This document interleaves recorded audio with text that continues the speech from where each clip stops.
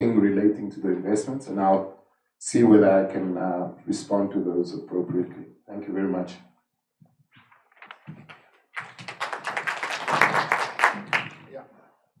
Oh, thank you, sir.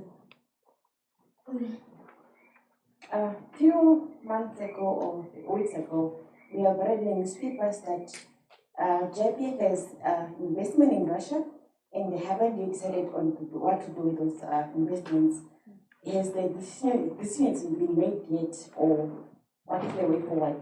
Yes, thank you. A very relevant question, and it has been a topical issue for the GIPF. So what we did when we realized that the war was actually imminent is we looked at the current exposure that we have of our investments. We realized that close to 600 million was exposed towards that country or sector. And we also identified the managers that were impacted on that. Of the managers that we have, the global managers that we have, only 2 of those managers held those counters.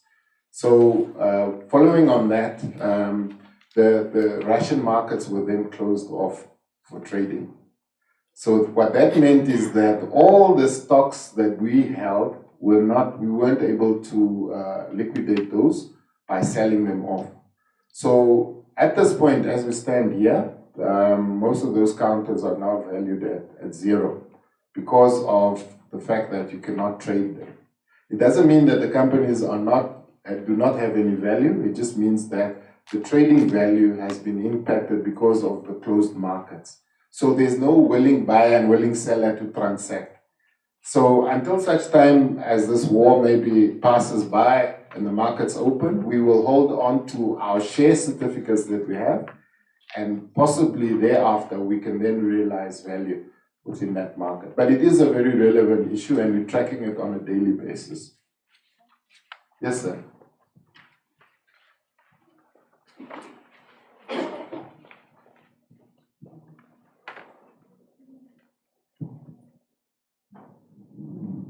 Thank you very much. Yes. So, sir, your 2 videos which you saw us, that too was very brilliant. So, what about the failures? Those guys we was getting money from GIPF, which GIPF invest in, and they did not pay back. Because that money belongs to us, we are sitting here. Yes. So why are you not showing us that? Because it's our money. Yes. Yeah, that, you must put the positive side for us as workers. Then you put also the negative side. So because the newspapers are the ones who are showing us now your money, because you mentioned about the houses. Even GIPF was played a crucial role in giving some money out for people to in these mass housing schemes and so on, and flats. Some of them, they failed. And that is our money. But we as workers, we cannot come up with a proposal and a business plan and to get something to do. Even if I do have a house, I cannot come up with something to get from my own pension. Yeah. You understand? Yeah, I so understand. How can you not show us that? The failures. Yes. Show us the failures. Yeah, thank you very much for that. What I'm trying to highlight here is the social impact that we are currently busy. Unfortunately, there are instances where losses have been incurred, and one example is the DCP. I'm sure that is the one that you are referring to. That matter has basically been resolved. There is still one instance of criminal action being taken against an individual or company that was involved in the DCP. But in all honesty, not all investments that you make will actually turn out positive. And there were those that did turn out negatively. However, from the DCP, there are the positive spin-offs. And I'd like to just give you just maybe 3 examples. We're sitting with a hotel, the Venture Country Club Hotel. That was one of the the flagship investments that we made way back in the DCP. We have another example of an agricultural project down in the south called the Namibia Grape Company. I'm not sure whether you're familiar with that. It's based in Ausenkier. That was one of the projects of GIPF within the DCP. That company is still employing people and is still operational and is still generating foreign exchange for the country. They are still exporting grapes. Other examples is the Swakopmund Station Hotel that is in Swakopmund. That was also one of our earlier investments in the DCP. And then finally, maybe the example that everybody might not know is F&B. We were one of the initial investors in a company called City Savings and Investment Bank. I'm not sure, maybe all of us, or some of us might have had accounts there.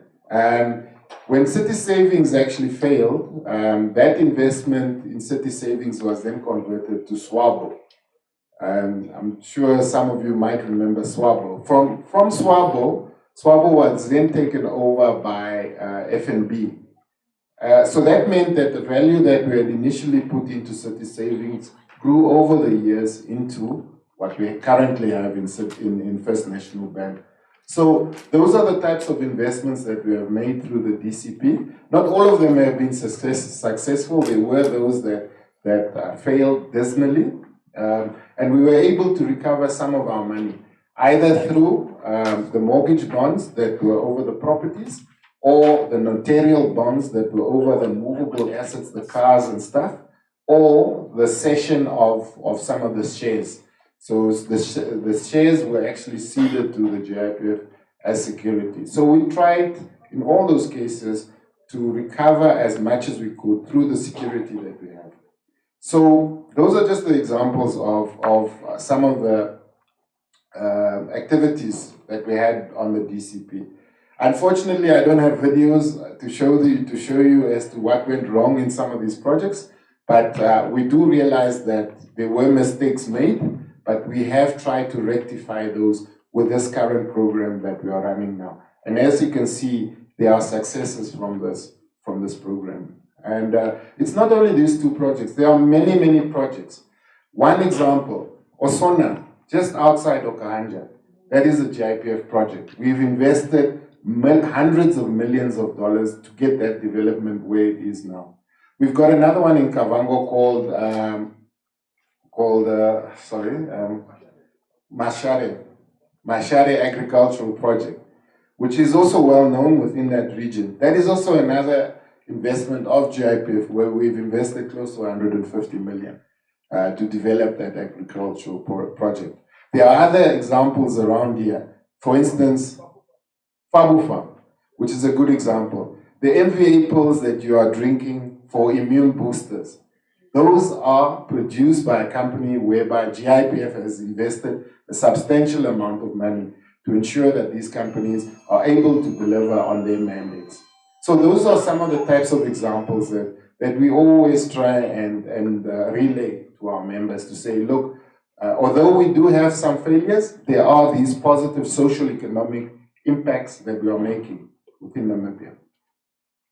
Any other question, please? Yes, sir. Yeah.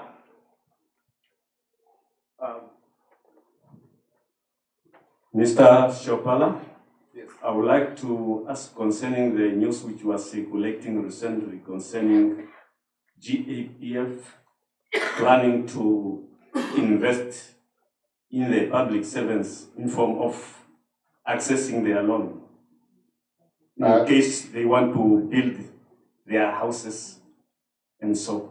Yeah, the pension back home loan scheme. Yeah, I'm not sure. Are you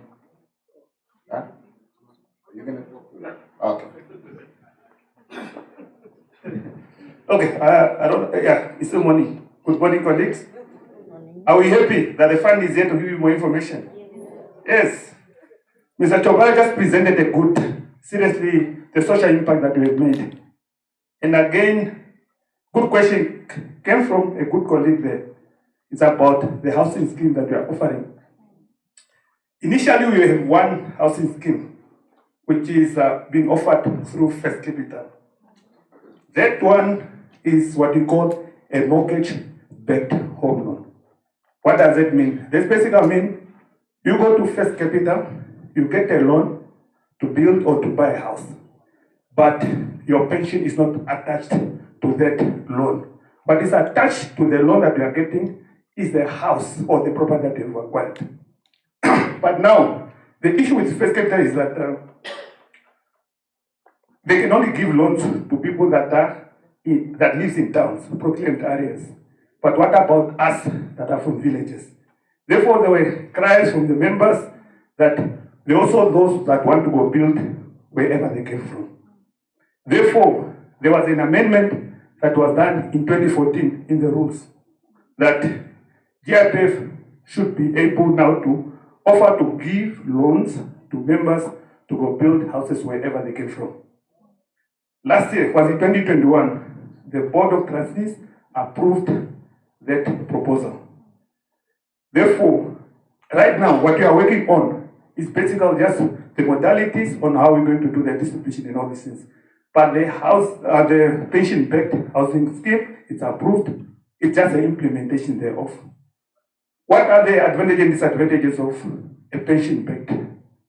There are advantages and disadvantages. As good as one colleague was talking about the nice things and bad things that we have done, is that the initial First Capital loan that I spoke about, I said your pension is not attached to the loan that you are getting, but it's a property that you have acquired. But now, if you're able to go with a pension back, as the name states, pension back, if you're able to get a loan and go build in your village, and then you are not able to pay back the loan, because whatever you get that is pension related, it must just be a loan, it must be paid back, so that when you retire, you get your full pension. Okay, now with a pension back, when you happen to get a loan, and then build your house in Aminos, and then you are not able to pay back, your pension is the one that you are going to sacrifice. Okay? But, you know, we all know what is the main purpose, main objective of pension. That's why you get a loan to go build your house. At the same time, you are paying back that loan to the GIPF so that when you retire, we give you your full pension. That's the essence. Therefore, in pension funds, there are only two types of bonds that you can get. It's either a mortgage-backed, which I have explained at the beginning, or the pension-backed. But I always hear people talking about, when we talk about the First Capital housing scheme and all those things, it's my money, it's my money. Yes?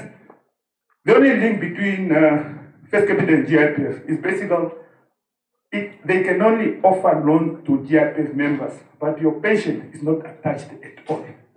But the one that we are going to introduce, there's the one that you attach to your pension. I hope I made it clear. Thank you.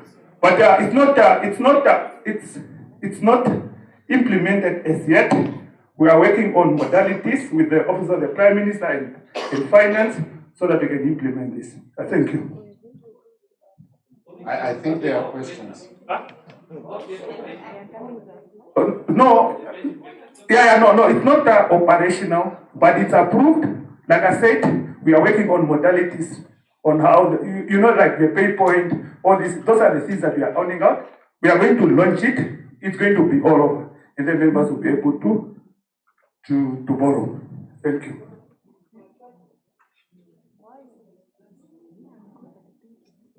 Thank you so much for the information and the clarity thereof. What I would like to know is, what will be the interest rate on those loans? Okay. What will be the interest rate? If it is more than the bank, then it's a non-starter. Okay. I don't want to indulge into interest rate as per now, because those are the modalities that we are working. But I can guarantee you, it's going to be much cheaper than the banks. It's obvious. If the interest rate is going to be higher than the banks, what's the use of us offering that? That's a thing that you should know, all of us. Thank you. Thank you very much. Any other questions before I hand over? Go back to the increases. The the one to the pensioners. Okay. Oops.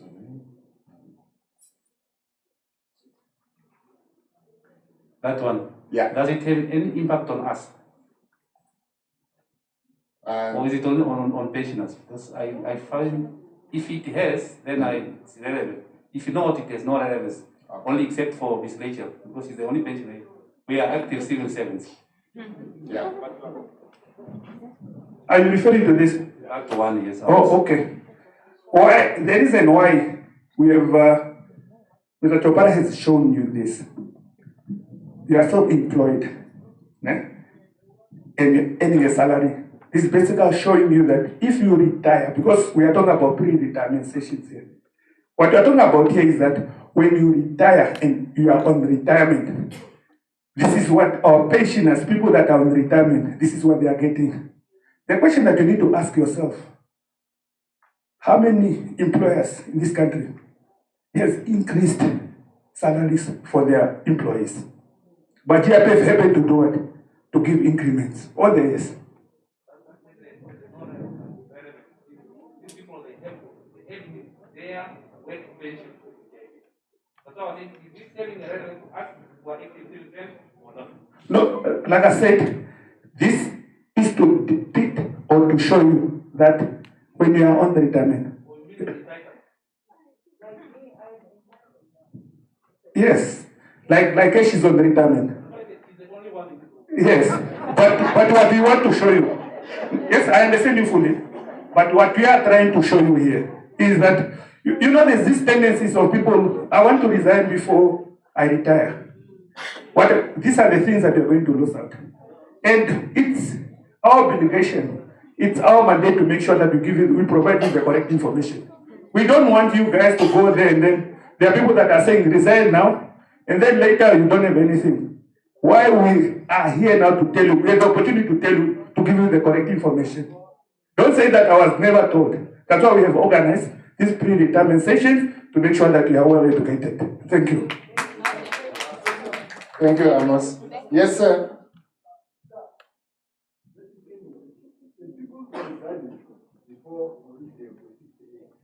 Because of this one thing,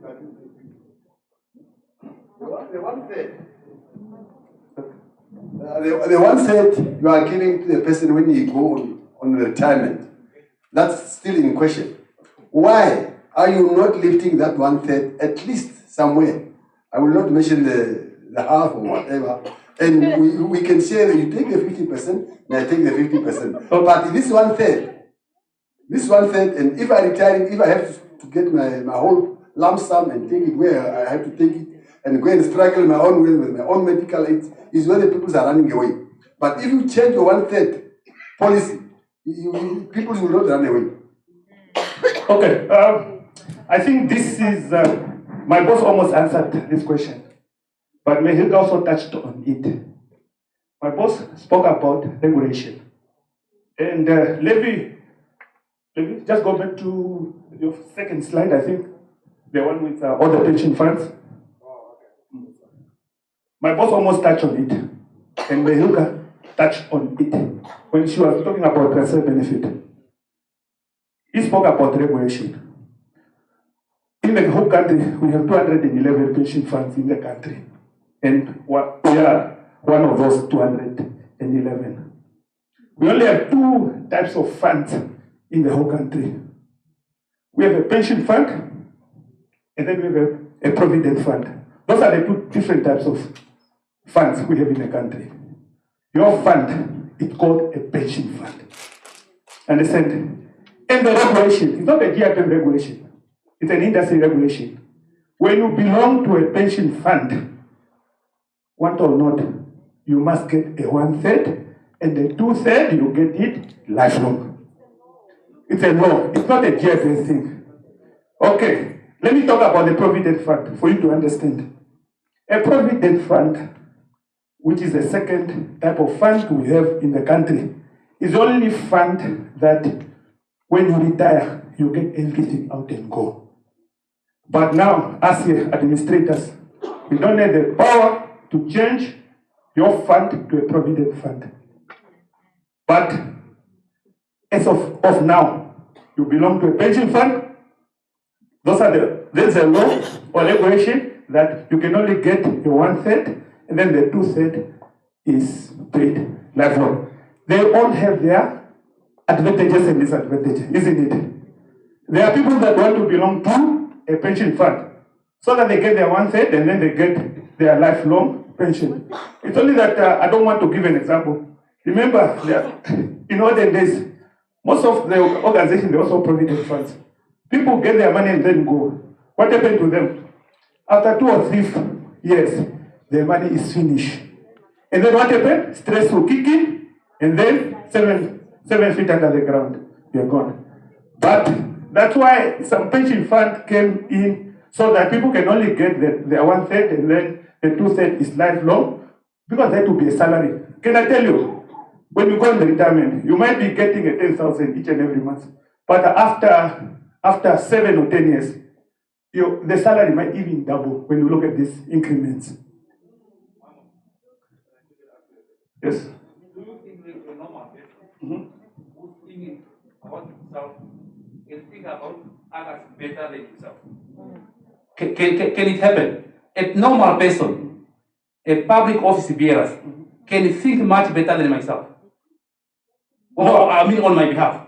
Because as I asked Hilka from the beginning, our POBCs and our administrators, which is GIPF, you are not on the pension fund. That's why I said there is a bone of contention there.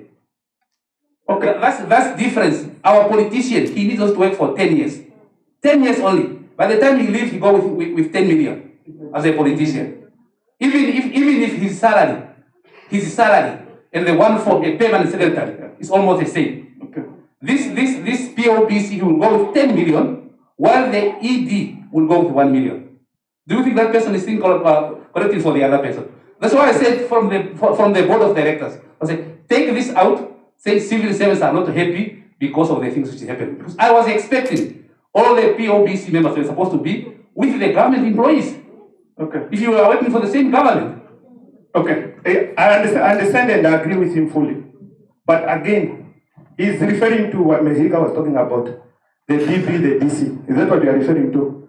And again, it's not up to us to decide if you should belong to a defined benefit fund or a defined contribution fund. It's the employer. Are we together until then? It's the employer that need to decide. And as you heard from Mehika, DB funds are the most expensive funds to an employer because you need to guarantee the pension. You heard our pensioners, we have pensioners that are over the years, over 100 years. If you are in the DC, Defined Contribution Fund, do you think if you are 90 years old, do you think you'll be earning a salary every month? Ask yourself that question. We can, a good example, even tomorrow if possible, we can bring you somebody that is 100 plus years that used to work for government and somebody that worked for a DC and then ask them. The one from the DC will tell you, my money got depleted, I don't get anything. But the person that belongs to this fund is still getting a salary. Thank you. Thank you, sir. You know, having in mind is that rules and regulations, they don't have their own power. People make them and people can change them. This story of 1/4, giving someone if you retired and wait for your 2/3. That story, I'm confused. Those things is our money. Why can we not get our money? Yeah. Rules and regulations, they don't have their own power. People make them, people can change them. Yeah, no. So, and that thing which you are saying, your colleague was saying that after 2 years or after 3 years, your money is gone and then you come and begging for, it's not all of us. It's not all of us. My brother, the conversation needs to continue. And why I'm saying the conversation needs to continue, when you are saying it's our money, I also hope you are saying it's you and the government's money. Because We as employees will contribute 7%. Your employer contributes 16%. Together, you and the government are in partnership because you have formed a company. And unfortunately, the one with the 16% has a greater shareholding. And that's why they will, on an annual basis, determine the rules and the regulations, which is the law. But being a democratic country, the avenues that are there for us to have our voice heard. That's why when we do this type of engagements, we are not paying lip service to what you are saying. We do take it in. But the process of lawmaking and changing regulations, sometimes you are doing it to the benefit of the person who just started yesterday in government. And you will be one day at home and say, I am the one who made sure that that change comes. Like your voices that today will result in the GIPF or government instituting a pension back home loan. That was not there. You are retiring tomorrow, you might not benefit from it, but that's how the wheels of government function. It's not automatic. But the conversation needs to start now, and we are taking exactly points of everything that is being raised here. Now, Mr. Jim, you know what? You know that phrase of late Nelson Mandela to his professor. The professor was asking him, here is the money and here is the wisdom. Which one will you choose? He said, I will choose the money. Why? Because as we are sitting here, we have the wisdom. Let us get our money.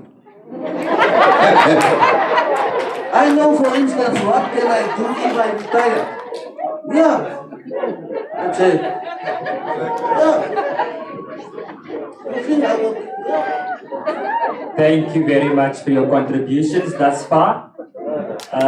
There's one end. We will now go for a short break. Let's give the gentleman at the back a chance. Then we will go for a short break. Please, dear members, there's some coffee and tea outside available for you. Please get yourself refreshed and let's come back to continue with the session. Yes, thank you. There's been an interesting conversation now, but I would just like to know, or perhaps it could be some reflection on what the implication would be for those of us who want to retain our money in the fund going forward after retirement. In other words, to be paid, as we mentioned, the salary every month by the pension fund. If many people withdrew their entire pension at retirement, what would that implication have for those of us who wish to remain in the fund? That hasn't really been reflected on.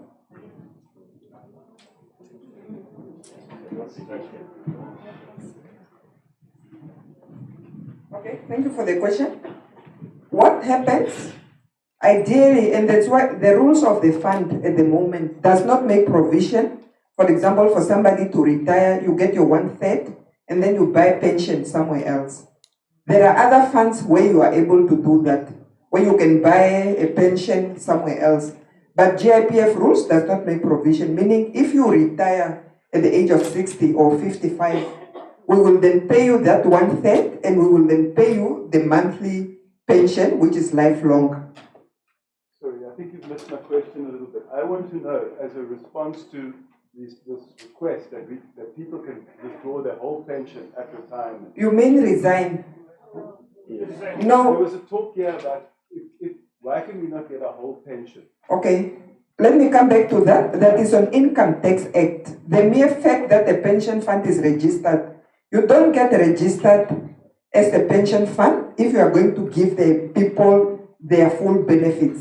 You must give a 1/3 and the 2/3 will be paid on a monthly pension, on a monthly basis, like a retirement annuity. With a retirement annuity, whether you want or not as a member, you cannot get, for example, 2/3. All you get is the 1/3, and that fund will then pay you a monthly pension. That's just by the nature of a pension fund and the retirement annuity fund. But with the Provident Fund, as my colleague Amos has explained, when you are a member of a Provident Fund, due to their nature of that registration with the income tax, when you retire, you get your full benefit, which is everything that that fund has. And then you must then go buy, use it all up at once, or you go buy pension somewhere else. It's just the nature of the registration of a pension fund.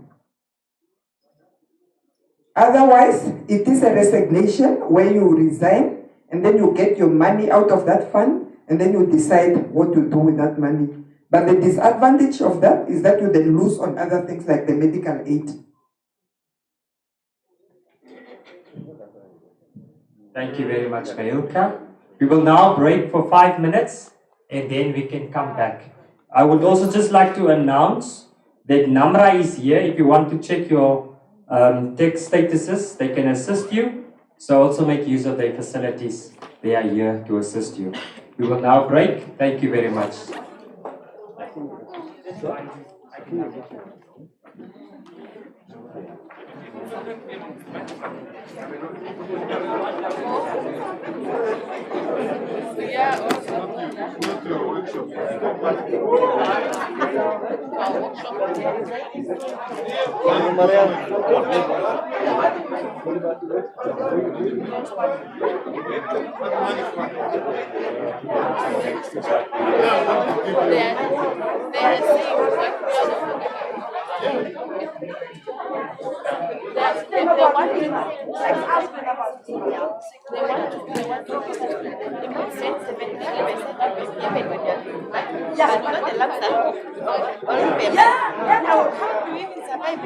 He's asking about you now.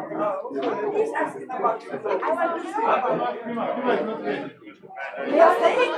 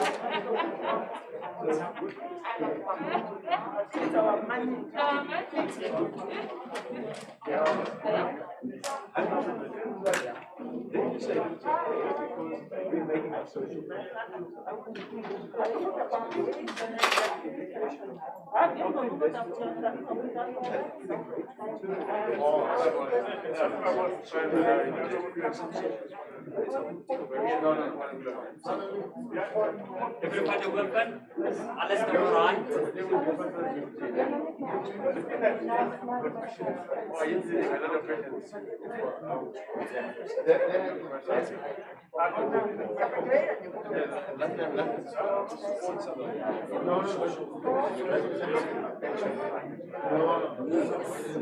Mas saya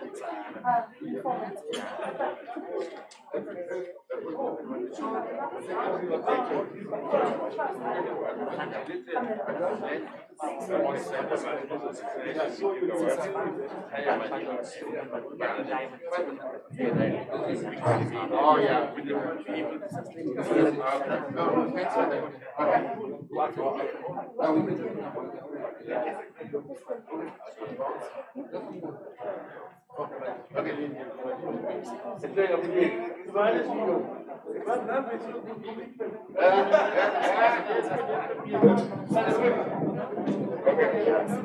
Vamos. Okay.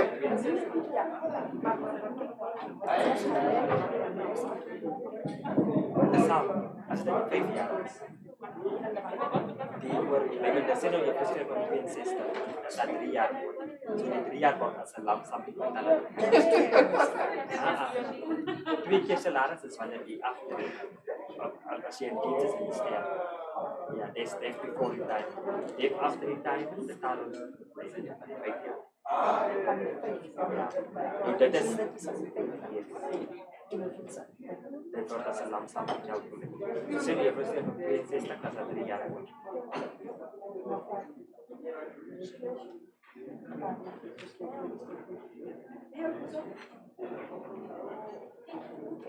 ISO resignation.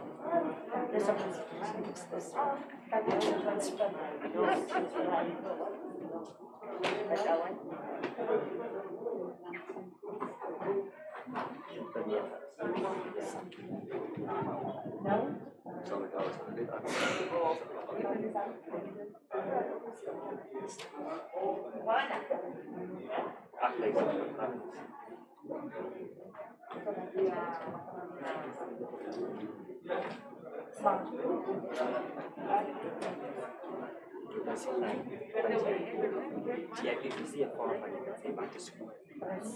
Ada certified education. Any person say back to school, get it. That's why the problems. Sekali dah sekian sampai besar. Kalau saya di mana saya don't change anything else. Come change anything else?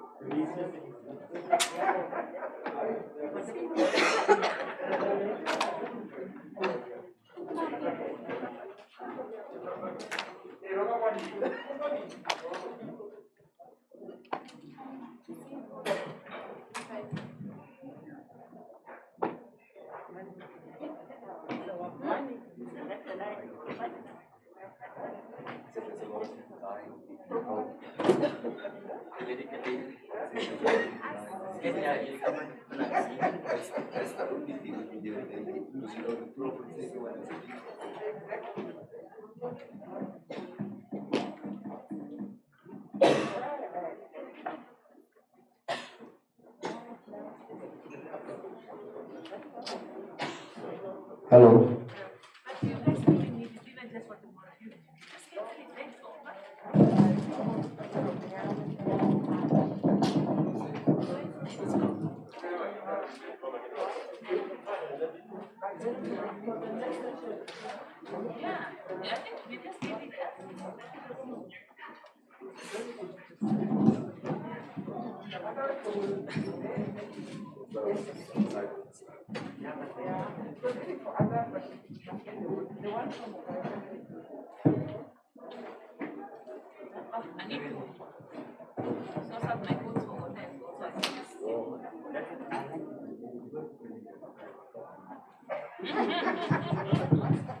Hello? Hello?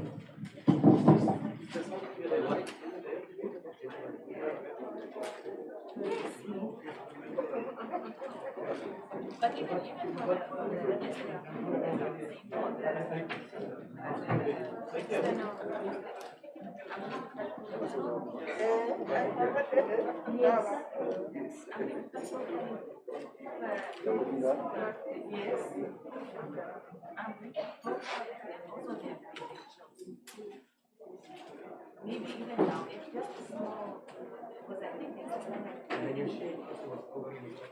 no, I said why do they no, next hour, see, this one, and they want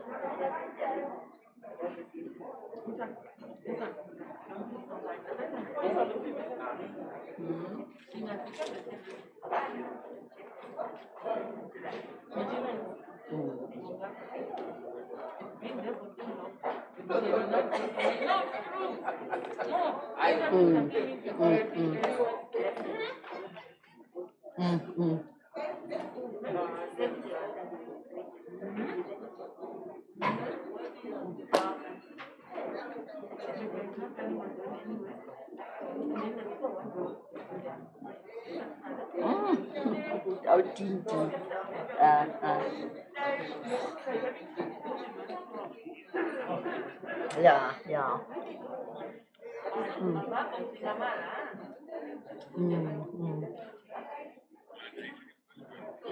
Asan ko was pa?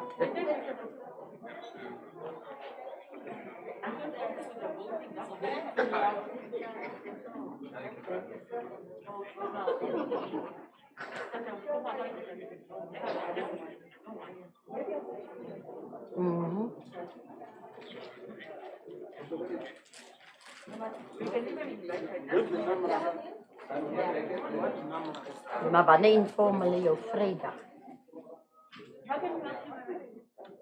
Dat vrijdag. Nou, als jij nou morgen die kan zitten, hoor morgen, dan kan je mos.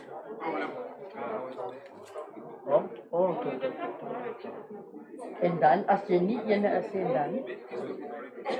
dan vat je maar een ziekje die kan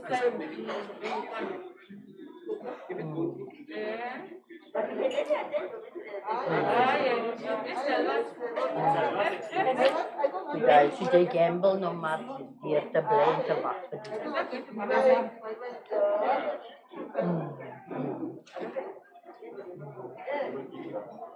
Jy mas dit al die goedes uitprint laat dit vir die archbishop mos dan maar.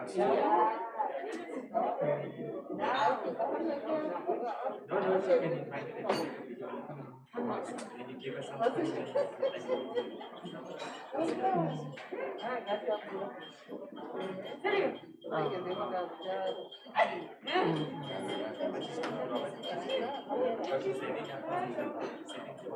wow.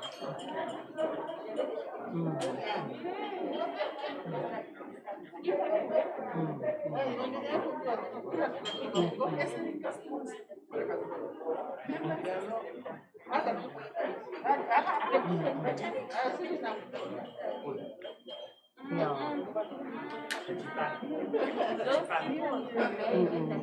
Wow.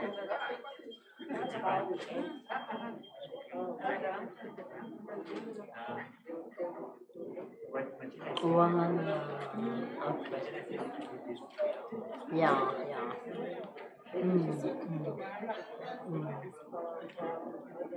Choáng mạn. Trader. Wow. Sure. En as jy dan 'n Vrydag die interview moet doen, dan kan jy mos maar dan maar vlieg. Want dan word jy want dat na die meeste te gaan spesifiek.